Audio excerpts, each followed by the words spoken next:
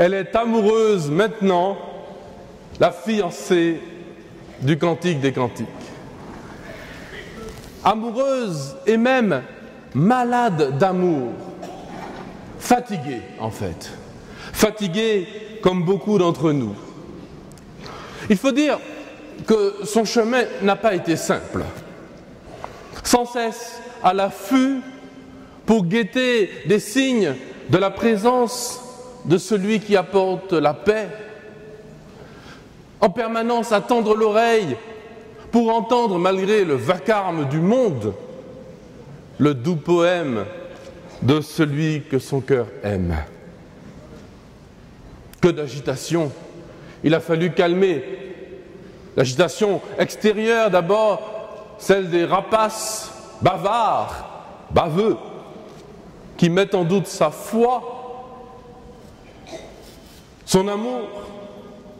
Et puis l'agitation intérieure aussi de la femme qui, pour apaiser ses angoisses, court partout, s'éparpille, émiette son cœur, ne prend pas un instant de pause. Elle a frisé le découragement. Mais son amour a été puissant comme un fleuve, puissant comme les crues du Gave. Rien ne l'arrête. Les épreuves, les soucis, les handicaps ne l'ont pas empêché d'aimer. Au contraire, d'ailleurs, ces épreuves lui ont au moins rendu le service de la rendre plus ferme, plus forte. Fini les caprices, les états d'âme, les petits soucis s'envolent. Elle n'est pas devenue une princesse au petit pois. Son espérance a vaincu et sa volonté a été sans faille. Elle a été rendue forte par ses faiblesses. Elle a appris à aimer, elle a appris à choisir la meilleure part. Alors désormais, l'amour est sa bannière, sa mission, sa bataille. Elle a désiré l'ombre de son pommier, elle s'y est assise. Désormais, c'est le repos de la guerrière. Le repos. Le repos est au centre de l'expérience spirituelle des chrétiens. L'épisode de Marthe et Marie que l'on vient d'entendre n'est pas là pour opposer les contemplatifs et les actifs, ceux qui travaillent et ceux qui ne font rien. Personnellement, quand je suis invité à manger chez des amis, ça ne me dérange pas que quelqu'un ait bossé un peu pour faire le repas. Le pot-au-feu ne se fait pas tout seul. Bon.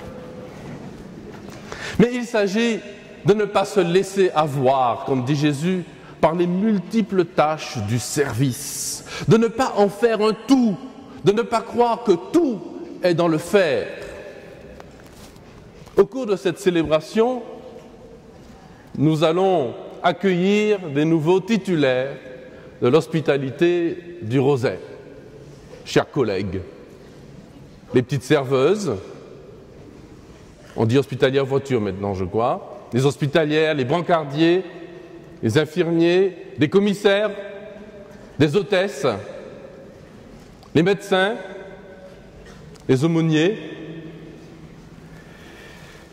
Parmi nous, vous êtes des Marthes au service de vos frères, souvent accaparés justement aux multiples tâches du service, tôt levé, tard couché, quand vous n'avez pas passé la nuit au chevet d'un de nos bien-aimés.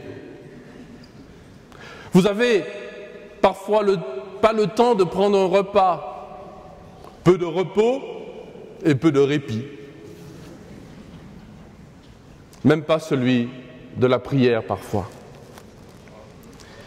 Et pourtant, et c'est la leçon que Jésus donne à Marthe, le repos vous est nécessaire. Sinon, votre action devient une agitation et votre service une idole. Votre travail, notre travail à tous, qui nous fatigue, c'est normal, on est fatigué. Mais il finit par nous épuiser, et ça c'est autre chose.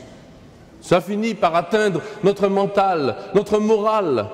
Faute de sens, on ne sait plus pourquoi on fait les choses si on n'a pas pris le temps du repos.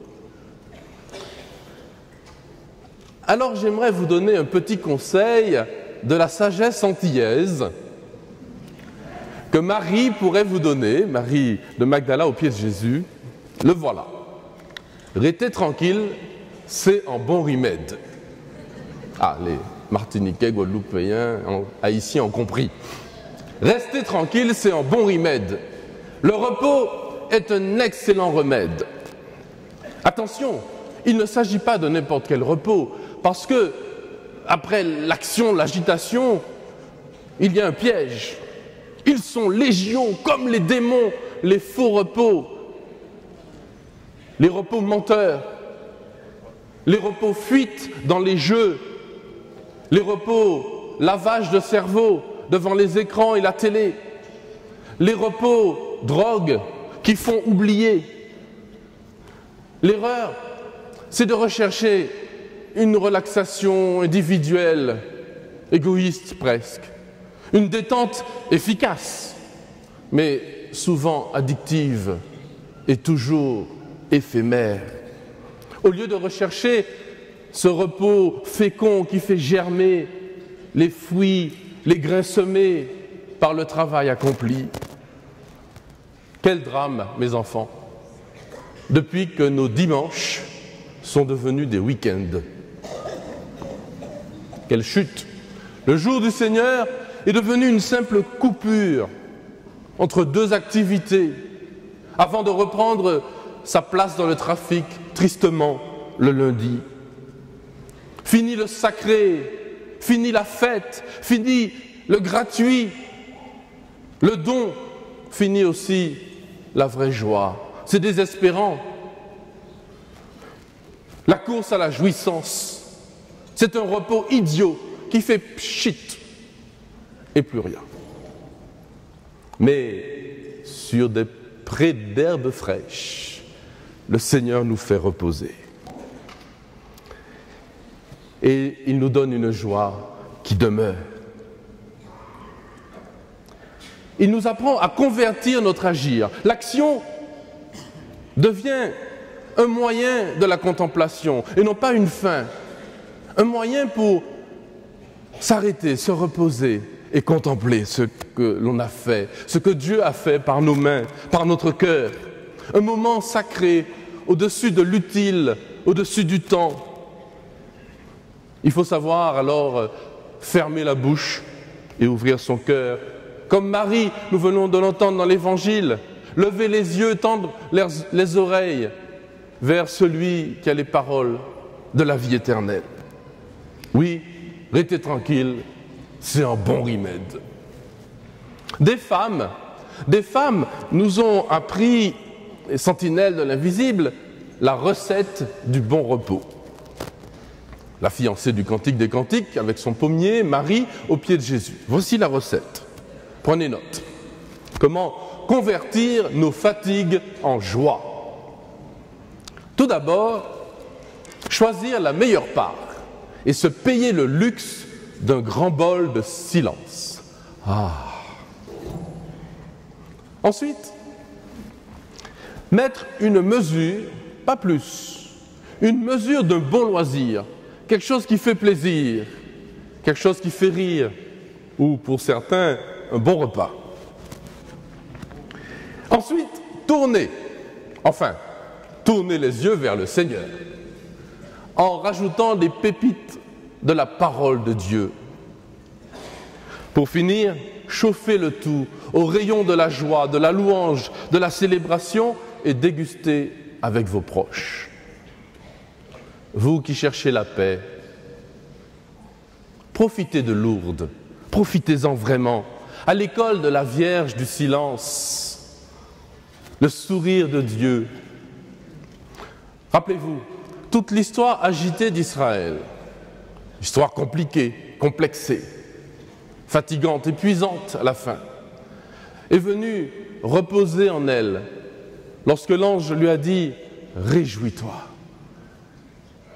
Alors, à l'exemple du vieillard Siméon, quelque temps après, tous les prophètes et tout le peuple a pu dire au Seigneur « Maintenant que nous avons vu le salut, nous pouvons reposer dans la paix. Réjouis-toi, pleine de grâce. » L'Église nous offre ce trésor à nous aussi, en particulier à Lourdes. Vous avez vu le fronton de la basilique du Rosaire avec Saint Dominique qui reçoit des mains de la Vierge et de l'enfant Jésus le rosaire. Le chapelet, mes enfants, voilà une bonne recette pour se reposer. À peine 20 minutes pour recomposer son âme, pour se recueillir lorsqu'on s'est éparpillé. 20 minutes pour sauver le monde. 20 minutes avec notre chapelet, n'importe où, en conduisant notre voiture, en faisant notre repassage, en préparant un bon repas pour le frère David qui vient dîner.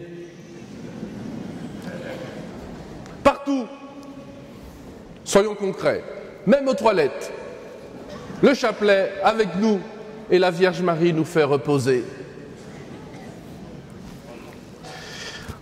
En tout cas, on n'a pas trouvé mieux et c'est certainement plus efficace que de regarder les feux de l'amour à la télé. Alors, pèlerin, silence. Jésus t'appelle. Croyant, réjouis-toi, la grotte t'accueille. Chrétien, adore. À la chapelle de l'adoration, il t'attend. Il t'attend.